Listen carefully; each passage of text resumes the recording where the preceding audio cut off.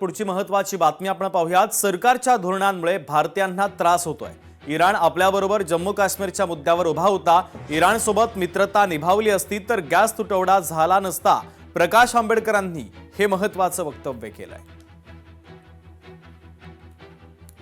गारगाय प्रकल्प हा स्थायी समितीने माघारी पाठवला। प्रस्तावात अनेक त्रुटी आणि माहितीची पूर्तता नाहीये।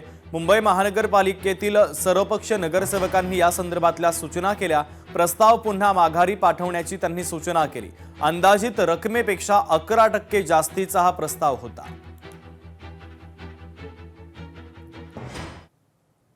महानगरपालिकेच्या लोकांना जाब विचारत आहे, पण हाच प्रश्न महत्त्वाचा आहे की गारगाई धरण हे जे आम्ही आज रिफर बॅक केलेलं आहे, हा विषय आपल्या माध्यमातून जनतेसमोर येणं गरजेचं आहे।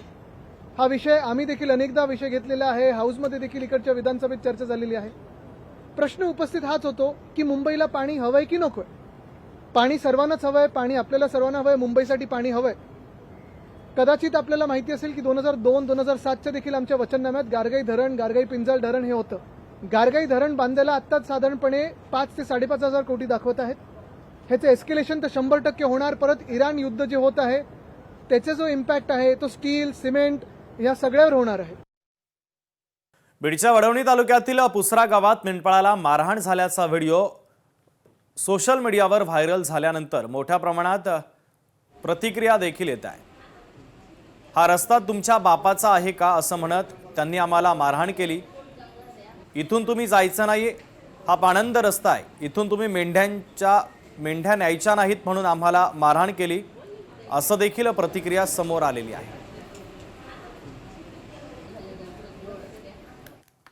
माजलगाव तालुक्यातून मला रात्रीच्या 9:30 वाजता फोन आला बिटे नामक व्यक्तीचा की ताई आम्हाला कुऱ्हाडीनं आमच्यावर हल्ला केलेला आहे आणि आमच्या मेंढ्याला पण दगडांनी वगैरे मारलं आहे। आमचा कुठलाही गुन्हा नव्हता असं बोलल्याच्या नंतर मी अनेक त्या गावकऱ्यांना फोन करून विचारपूस केली असताना असं कळलं की त्या मेंढ्या ते जे मेंढपाळ बांधव होते हे बांधावरनं त्यांच्या मेंढ्या जात होत्या, त्यांच्या शेतात गेलेल्या नव्हत्या। आणि आमच्या इकडे पांधन रस्ता असतो, बैलगाडी रस्ता, त्या बैलगाडी रस्त्याने 60-70 मेंढ्या होत्या त्यांच्याकडे।